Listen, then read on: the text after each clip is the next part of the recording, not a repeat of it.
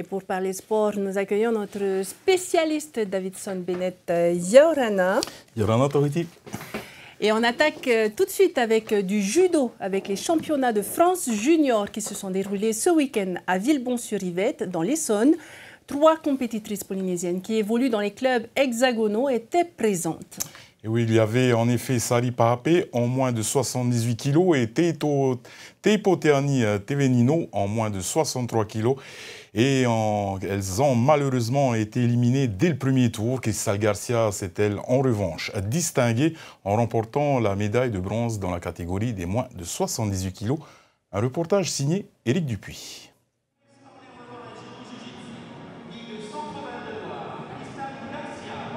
Inespérée pour Cristal Garcia, blessée au pied encore en début de semaine, elle livre un combat rigoureux ce dimanche et décroche sa première médaille de bronze à ce niveau. Je suis contente, ça fait longtemps que... l'année dernière, j'ai pas pu y participer, j'étais blessée. Les championnats de France cadet l'année dernière, c'est pas super bien passé. Et là, ça fait plaisir parce que j'ai repris le judo lundi. Et d'avoir ça à la fin de la semaine, ça montre que je travaille quand même et que je suis venue pour quelque chose. C'est pas l'or, mais ça fait quand même plaisir, ça console. La jeune Tahitienne qui évolue pour le club d'Orléans et se prépare à l'INSEP a tous les espoirs de son ancien entraîneur du Vénus Dojo, venu comme chaque année assister au championnat. Démarrer sa saison, enfin 2019, sur une compétition comme le championnat de France junior, c'est compliqué. Elle est première année junior, bon, elle s'en sort bien, elle fait le podium. Voilà, je pense qu'elle aurait signé pour ça avant la compétition, quoi. Quand on est déterminé, quand on est sérieux, en général, voilà, après il faut bien sûr des qualités. En tout cas, elle a déjà ça en elle. Elle s'est fixé des objectifs et elle fera tout pour y arriver. En revanche, pas de chance pour Sari Paapé. La championne d'Europe junior de Jiu-Jitsu est tombée dès le premier tour en judo sur la future championne de sa catégorie. Elles sont plus lourdes que moi. Elles sont plus fortes que moi au judo. Les jeunes championnes vont s'envoler pour le Portugal le 16 et 17 mars prochain. Elles se mesureront aux champions juniors européens en espérant toujours conquérir une médaille et plutôt en or cette fois-ci. Sport de combat toujours, mais au Fénois cette fois. Hier se disputait la Coupe de Manuhura dans la salle omnisport de Tiapa. 190 athlètes venant de 17 clubs étaient présents. Une grosse participation due à la fusion de la Fédération de Taekwondo et discipline associée de Polynésie et de la Fédération tahitinoise de Taekwondo. Cette compétition sert de préparation pour les championnats de France. Le reportage d'Oriano Tifao. Plus de 200 combats se sont enchaînés sur les tatamis devant un public venu nombreux. Le comité organisateur n'avait pas connu un tel engouement depuis longtemps. Pour une fois, la salle elle était full.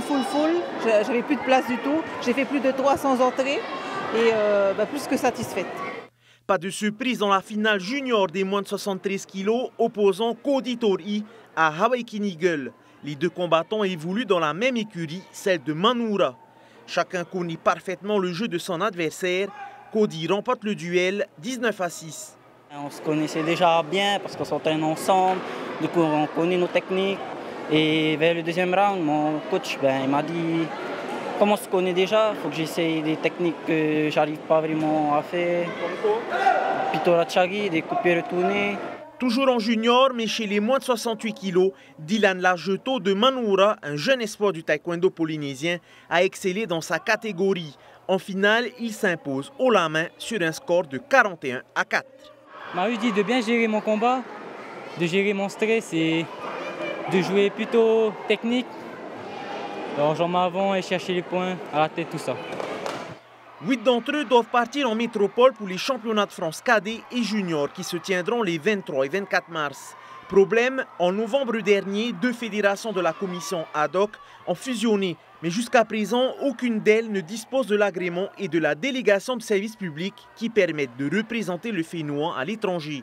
Et ce, alors que la dite commission ad hoc n'existe plus depuis janvier. À l'approche des grandes compétitions dans les Jeux du Pacifique, les fédérations sont toujours en attente. Une situation qui inquiète les dirigeants. On est plus de 800 athlètes licenciés au sein de cette fédération. On compte à peu près 22 clubs et nous sommes toujours en attente de délégation et d'agrément du pays. Voilà. En fait, le pays n'a pas encore tranché, c'est ça? Écoutez, pour le moment, non. On est toujours en attente. Il y a les Jeux du Pacifique qui arrivent à grands pas, donc nous, on a un peu cette inquiétude-là de savoir comment ça va se passer pour nos athlètes, comment on va pouvoir y participer. Donc moi, j'aimerais bien lancer un appel au pays, et surtout au président du pays, que voilà, il y a le taekwondo et c'est quand même un sport qui rapporte énormément de médailles aux Jeux du Pacifique. Et il serait temps de se positionner au niveau de l'agrément et de la délégation de service public. Pour les résultats par club, le TKD Nahiti s'octroie la première place devant Teto Afaa et Manoura qui complète le podium. Place maintenant au sport aquatique Davidson avec la 16e édition de l'Ar Iho et Nopap été qui s'est déroulée hier soir sous une chaleur intense et par une mer très calme. Et oui, il y a 15 km de course entre Hitimhana à Marina et Pauf Ayapap été qui a mis à rude épreuve les organismes des rameurs. 177, ils étaient au total. La houle et le vent étaient quasi inexistants.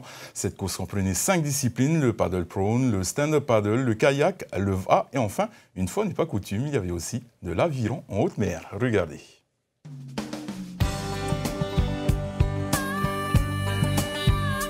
Ce sont bien les stand-up paddlers et prone paddlers qui ouvrent la 16e édition de la Iho et Nopap été.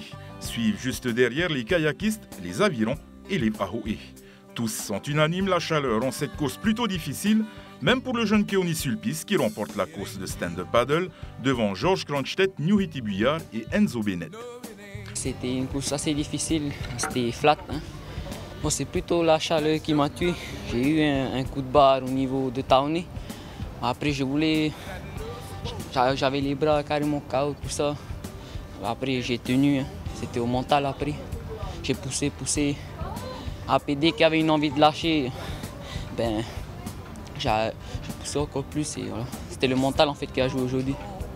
En prône, c'est Helani Kronstedt et Damien Trocnet qui auront été les meilleurs. Jonathan Savigny en kayak. Une nouvelle discipline rentre cette année dans cette édition de la Iho et Nopap été. Les avirons de haute mer. Et là, c'est le président du cercle d'avirons de Polynésie, Mathieu Forge, qui monte sur la plus haute marche du podium.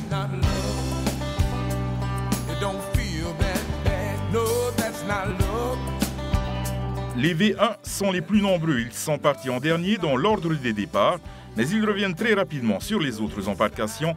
En pole position, on retrouve les cadors de la discipline comme Steve Tehot Atta ou encore Kevin Serron Jérusalemi, mais surtout 2 rameurs de chaîne qui, très en forme, tiennent la dragée haute à leur poursuivant, Damas Ami et Charles Teinauri. David, coach, c'est plutôt lui qui m'a coaché aussi.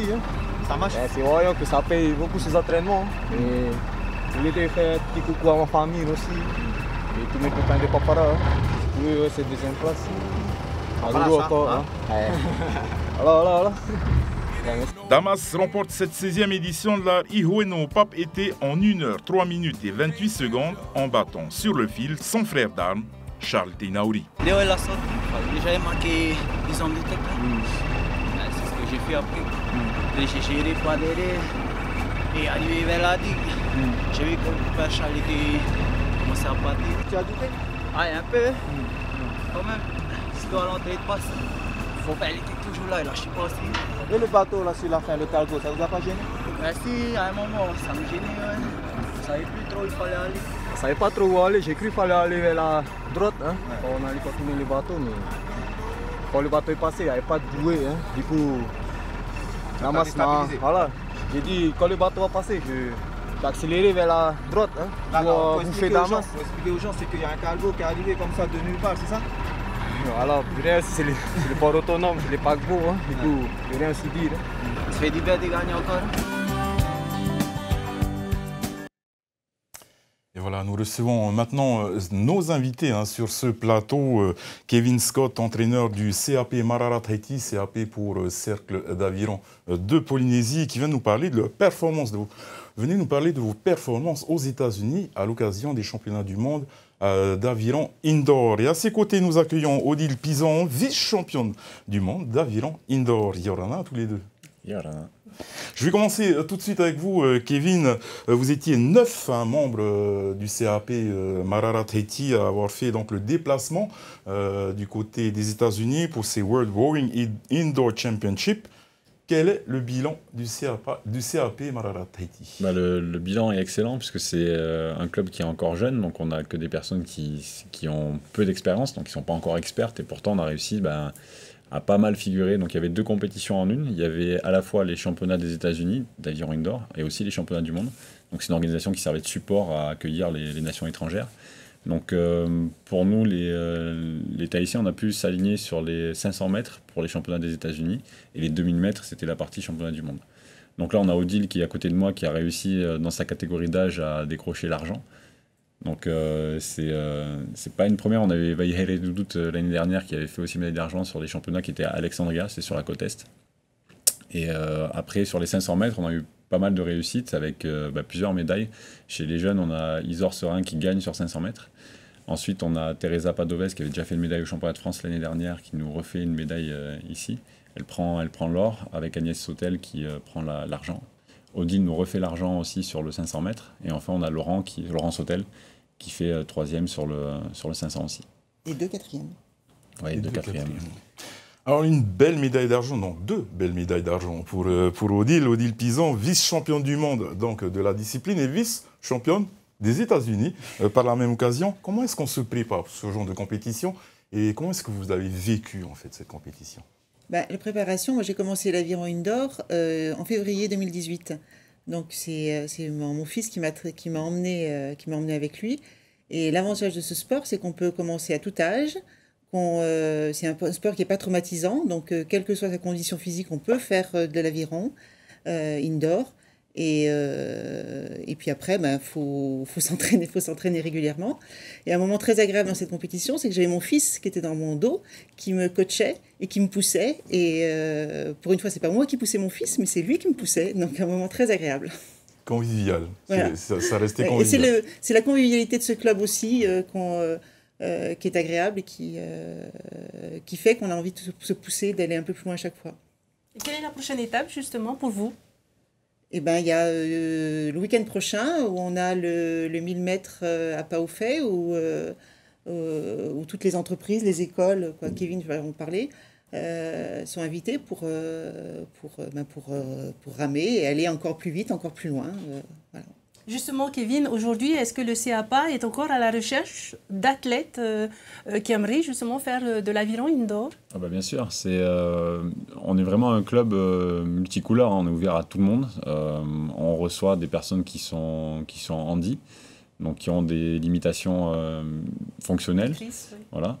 On a des personnes qui viennent, qui avaient fait de l'aviron quand ils sont déplacés en métropole ou en Nouvelle-Zélande ou ailleurs, qui, quand elles reviennent sur Tahiti, veulent continuer. Et puis on a des jeunes qui débutent parce qu'ils en font un petit peu à l'école ou parce qu'ils ont vu les copains en faire ou autre.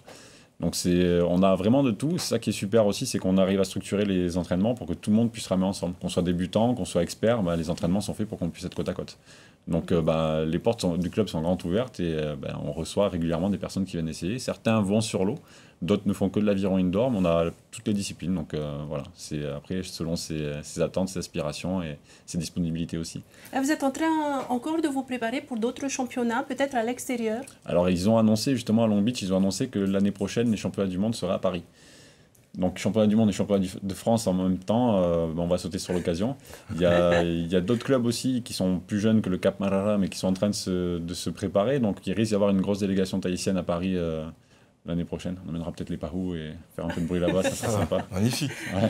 On essaiera du moins. Dans la culture et sport. Il faut. Merci beaucoup Kevin et Odile d'avoir participé à cette interview ce soir et encore bon courage. Merci. En rugby, les joueuses de chaque club de Tahiti se sont rassemblées hier sur le terrain Marcel Copenrath à Paea pour suivre une séance de perfectionnement menée par le cadre technique de la fédération. Et oui, cette séance appelée Stage Hiné fait partie du programme de développement du rugby féminin mené par la fédération. Elle a pour objectif de créer une dynamique pour rendre la pratique plus attractive, car la discipline attire encore peu les dames. Hier, elles étaient tout de même plus d'une vingtaine à partager leur passion pour l'Ovalie. Oriano Tefo était sur place. 1, 2, 3 secondes, il brûle ce ballon dans les mains. Vous avez vu, ça brûle aujourd'hui. Allez, encore. C'est le premier rassemblement de la jante féminine. Elles sont 26 en tout, de simples débutantes à joueuses expérimentées. Elles sont sur le point de s'approprier le rugby, un sport réservé trop longtemps aux garçons. C'est super parce qu'on n'est pas assez nombreuses sur le territoire à jouer au rugby. Et il faut faire découvrir ce sport et c'est un sport génial que tout le monde peut faire. Ok, il me manque, c'est mieux, on fait le tour du plot, on oriente les épaules vers la cible, mais on ne montre pas la cible. Montre-moi la cible. C'est là. Voilà, donc ça veut dire... Une fois n'est pas coutume, le stage s'effectue en dehors du terrain de Fatawa, le stade fédéral. Une façon de favoriser les clubs éloignés de Papeete. À long terme, les organisateurs souhaiteraient que les prochains stages se déroulent sur les terrains des 5 clubs du Fénois. Il faut changer, notamment ce qui a permis aux filles de Fa et de Manoura d'être un peu plus proches et de venir sur ce jour de rassemblement. Voilà. Et je pense qu'on va délocaliser à chaque entraînement, ce qui me paraît essentiel de pouvoir être accueilli par les clubs. Ici, on revoit les fondamentaux, travail de passe, mise en situation, lecture de jeu, tout est mis en revue. On a révisé les passes et les sens des passes et tout. Ça se passe bien, on a des débutantes avec nous qui n'ont jamais joué au rugby et elles adorent. En métropole, on compte 22 000 joueuses cette année, un chiffre qui fait rêver la fédération polynésienne. Elle se fixe des objectifs moins ambitieux. Les objectifs pour l'instant, le premier objectif c'est de faire un lever de rideau entre les 2 finales qui vont se jouer le 23 mars.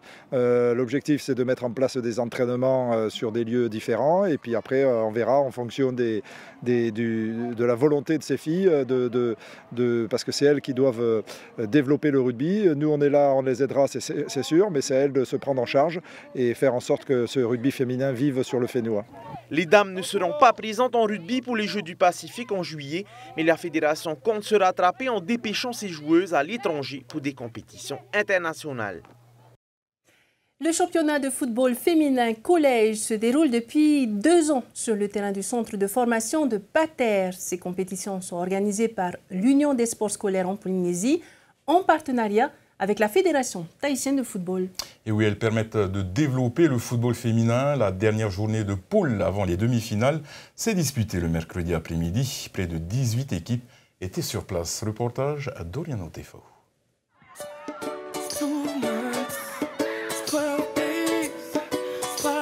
Regroupées dans 2 poules, les équipes tentent de représenter au mieux leurs établissements et de se hisser en phase finale.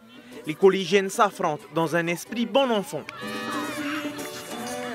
Enfin, au début, j'ai pas aimé parce que je courais dans tous les sens et je me disais que c'était nul et tout. Mais au moment où on commençait à marquer beaucoup de buts, j'ai aimé. Une très bonne ambiance, on s'amusait. Quelquefois, on s'est critiqué parce qu'on ne savait pas vraiment où il fallait tirer et tout. Mais finalement, c'était top, c'était au top. Ces rencontres permettent à la Fédération tahitienne de football de détecter quelques joueuses de qualité. Un rassemblement est prévu durant les prochaines vacances. À l'issue de l'épreuve, les meilleures seront retenues. Elles participeront au match qualificatif de l'OFC en U17 et U19 en vue des prochains championnats du monde féminins. J'aime le foot et je veux devenir footballeuse professionnelle. Si la fédération veut que je vais entrer dans le football. La volonté de la fédération de développer le football féminin ne se limite pas seulement aux sélectives, elle compte aussi former la nouvelle génération. Également depuis cette année, dans notre programme de performance fédérale pour les féminines, on a mis en place une section sportive, donc la section sportive du collège Mako Tevane. Et pour la première fois en Polynésie française, nous avons une section sportive féminine. Donc cette année, nous avons les 6e et l'année prochaine, nous allons évoluer en ouvrant toujours la 6e, mais en ouvrant la 5e. Le sélectionneur des U17 a retenu 4 joueuses. Elles montreront leur potentiel lors des prochaines vacances. Et en ce début d'année, dans nos îles, se prépare le fameux challenge Alphonse Gray, appelé aussi Festival des îles. Et oui, il s'agit en fait de la plus grande compétition de futsal du Fénois réunissant plus d'une trentaine d'îles à Tahiti. Au mois d'avril, Théouya André Avohi a rencontré pour vous l'équipe de Raraka au Tuamotu. Raraka, c'est cet atoll coupé du monde, accessible uniquement par bateau depuis l'atoll voisin Kauehi. 50 habitants y vivent en permanence. Et pour la plupart, ce sont de vrais fans du ballon rond. Malgré peu de moyens, ils essayent de vivre leur passion à fond. Regardez où ils jouent au foot depuis plus de 10 ans. Ben, on se plaint pas. Nous, on se plaint pas. On s'entraîne, quoi. Hein. Mais l'objectif, c'est d'être prêt le jour J. On est le seul, je pense, dans toutes les équipes qui se déplacent au festival, qu'on joue sur ce terrain-là. Parce qu'actuellement, on n'a pas de terrain disponible. La mairie veut vous aider? La mairie est actuellement prête à nous aider. On vient de trouver un terrain aussi. Bon, on a monté un dossier pour avoir un terrain futsal. Tandis que là où nous sommes, ça appartient à des propriétaires. Quelle famille? Mais ce sont les familles Snow. Pour ces habitants de Raraka, le Festival des îles à Tahiti est une fantastique opportunité pour rencontrer du monde et surtout leurs idoles. Parmi eux, les joueurs Paumotu de Takaroa ou encore Arutua qui titillent les plus grands chaque année. C'est les cousins, c'est la famille. Il faut tout pour la famille. Hein. Vous prenez un exemple? Ben oui, toujours. Eux, c'est toujours devant. Hein. Après, on passerait pas derrière. Mais qu'est-ce que tu veux? Hein. C'est comme ça. Vous avez hâte? Tout le monde a hâte là. On est surexcités. Hein. Le jour J approche à grands pas et les entraînements se multiplient. Dans cette sélection, un détail est frappant. La moitié des joueurs jouent pieds nus. C'est normal. Oui, ils ont des chaussures. Mais ils laissent les chaussures pour le jour. De la compétition? Oui. Donc tu les vois souvent pieds nus? Oui, souvent.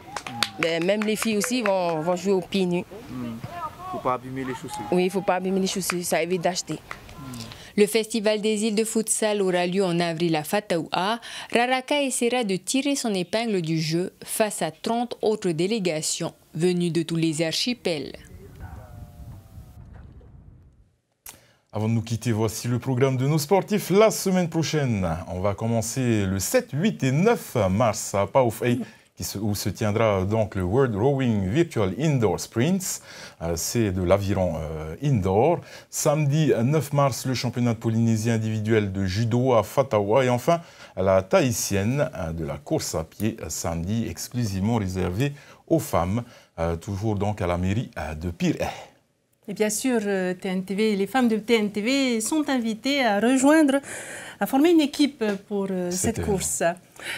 Vous pouvez retrouver nos reportages sur Internet en tapant www.tntv.pf, mais aussi à partir de demain, suivre nos journaux en direct sur les ondes de Hiti FM. TNTV vient en fait de signer un nouveau partenariat avec celle qui est aujourd'hui la 3e radio polynésienne. Et c'est aussi sur cette information que se referme ce journal. Merci d'avoir suivi avec nous le Grand JT et restez sur TNTV. Tout de suite, retrouvez votre émission Bien dans son faré, suivie de la météo. Et à 19h30, votre téléfilm Coup de foudre avant l'heure. Et c'est la tradition, Davidson Bennett. On se quitte, bien sûr, en musique. Toujours en musique, hein, sur les plus belles images sportives de la semaine. Et bien sûr, belle soirée à tous sur TNTV. Et n'oubliez pas, bien surtout. Sportez-vous bien.